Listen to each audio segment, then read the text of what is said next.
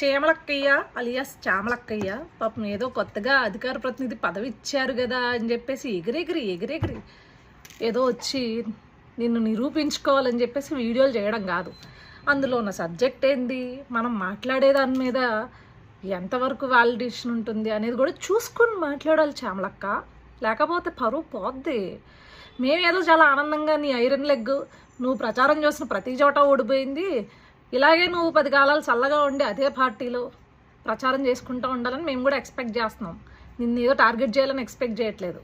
సరే, ఏదో అధికార ప్రతినిధి ఇచ్చిన వెంటనే పాపం ఆతృతగా వచ్చేసి నువ్వు నిరూపించుకోవాలి అని చెప్పేసి ఒక వీడియో చేసాం. అందులో ఏమన్నామంటే చీమకు కూడా బిచ్చం పెట్టని తండ్రి కొడుకులట.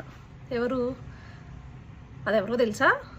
నేను పుట్టి బుద్ధి ఎరిగిన దగ్గర నుంచి, నాకు రాజకీయాల గురించి తెలిసిన దగ్గర నుంచి ఏదైతే నువ్వు పార్టీలో ఉన్నావో ఆయన గారు కావచ్చు, ఆయన తండ్రి గారు కావచ్చు, గవర్నమెంట్ తరపున కాకుండా, అంటే గవర్నమెంట్లో ఏదన్నా పథకాలు కానీ పెట్టారేమో తప్పించి గవర్నమెంట్ తరపున కాకుండా ఏనాడు సొంతంగా వాళ్ళు ప్రజలకు చేసింది కానీ లేకపోతే ప్రజలకి పెట్టింది కానీ ఏనాడు ఈ రాష్ట్రంలో ఉన్న ప్రజలైతే చూసింది లేదు, కనింది లేదు, వినింది లేదు.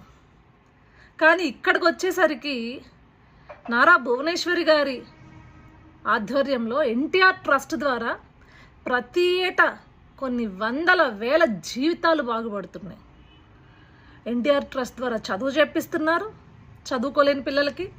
అదేవిధంగా ఎన్టీఆర్ ట్రస్ట్ ద్వారా ఏదైతే ప్రకృతి విపత్తులు వస్తాయో లేకపోతే రాష్ట్రంలో అవసరం ఉంది అన్న చోటల్లా వాళ్ళు వచ్చి వాళ్ళ సాయాన్ని అందించిన పరిస్థితి మనం చూసాం.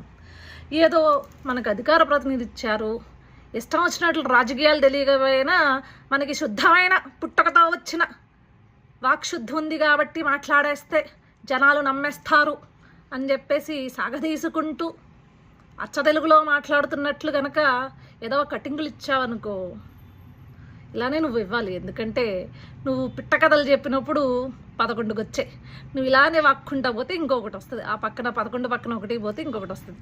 వీఆర్ సో హ్యాపీ అమ్మా. బాయ్ చామలక్క.